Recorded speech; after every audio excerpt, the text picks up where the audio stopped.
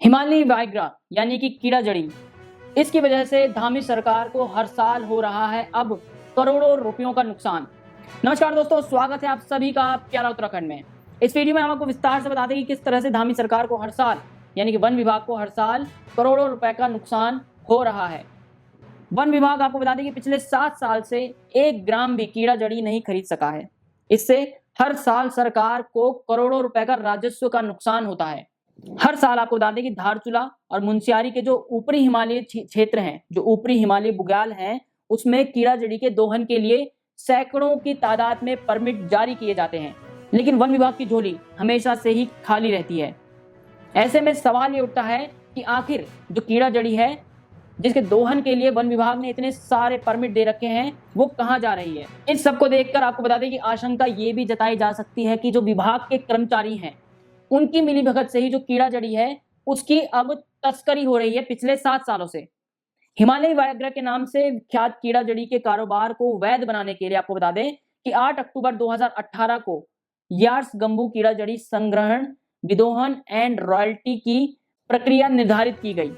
One विभाग के permit पर ही इसका दोहन किया जा सकता है, यानी कि वन विभाग आपको परमिट देगा, उसके बाद ही आप इस कीड़ा जड़ी को हिमालय का जो ऊपरी क्षेत्र है, ऊपरी ठंडा इलाका है, वहां से आप निकाल सकते हैं, लेकिन निकाल के आपको वन विभाग को ही बेचना पड़ेगा। कीड़ा जड़ी के दोहन के बाद पर्याप्त जो मात्रा है, जितनी मात्रा में कीड़ा जड़ी निकाली गई है, इसकी जानकारी वन विभाग को देनी पड़ती है। लेकिन 2018 8 अक्टूबर 2018 से जब से सरकार ने इसको वैध बनाने के लिए जो प्रक्रिया निर्धारित की थी, 7 साल हो गए हैं, लेकिन 7 साल में आपको बता दें कि एक बार भी दोहन की जो जानकारी है वो वन विभाग को नहीं मिली है। जबकि आपको बता दें कि इस दौरान तस्करी के कई मामले भी सामने आए हैं। रविवार को ही बता दें आपको कि धारचूला में 1 किलोग्राम की कीड़ा जड़ी पकड़ी गई है। इस बार आपको बता दें कि धारचूला ने इस साल धारचूला वन रेंज के तहत 372 परमिट जारी किए, जबकि मुनस्यारी वन क्षेत्र अधिकारी विकास भट्ट के अनुसार उन्होंने मुनस्यारी जो वन रेंज है उसमें 41 परमिट जारी किए।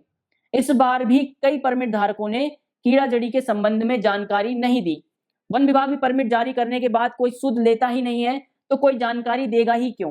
स्थानीय लोगों के मुताबिक 30,000 से अधिक लोग कीड़ा जड़ी के कारोबार से जुड़े हुए हैं। सूत्रों के मुताबिक आपको बता दें कि जो कीड़ा जड़ी है, जो धारचूला और मुनस्यारी क्षेत्र से जिसका दोहन किया जाता है और जिसकी तस्करी की जाती है, ये नेपाल सीमा से चीन यानी कि चाइना को ये कीड़ा जड़ी तस्करी के रूप में मुहैया कराया जाता है। 7 साल से इस तरह से तस्करी हो रही है। कह सकते हैं कि क्या इसमें वन विभाग को कुछ भी जानकारी नहीं है कि 30,000 से ज्यादा लोग जो कि इस कारोबार से जुड़े हुए हैं, इतने सारे परमिट जारी किए, लेकिन उसके बाद भी वन विभाग की झोली में 1 ग्राम भी कीड़ा जड़ी नहीं आता है। आपको बता दें कि कीड़ा जड़ी की सरकारी खरीद नीलामी की प्रक्रिया से होती है। खरीदारी करने वालों को डीएफओ कार्यालय में पंजीकृत करना होता है।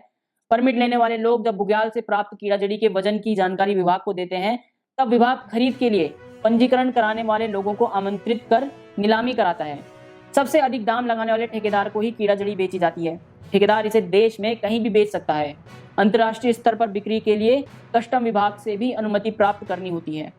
अब सवाल यहाँ पर यह आता है कि हिमालय की बहुमूल्य जड़ी बूटी, जिसको 7 साल पहले 2018 में सरकार ने एक प्रक्रिया बनाई थी कि इस प्रक्रिया के तहत इसकी बिक्री होगी, इसकी नीलामी होगी, लेकिन 7 साल में अब तक 1 ग्राम भी उसकी नीलामी नहीं की गई सरकार द्वारा। क्यों? सवाल सबसे बड़ा ये आता है कि ऐसा क्यों हुआ है। स्थानीय स्तर पर आपको बता दें कि इस कीड़ा जड़ी की जो कीमत है औसतन 12 लाख रुपए प्रति किलो तक है, यानी कि 1 किलो की कीमत 12 लाख रुपए है। लेकिन जबकि आपको बता दें कि वन विभाग है और जो सरकार है वो इसकी आधी कीमत भी नहीं दे पाता है स्थानीय लोगों को, जो इस कीड़ा जड़ी का दोहन करते हैं उन लोगों को। इसीलिए इसकी इतनी भारी मात्रा में तस्करी की जाती है।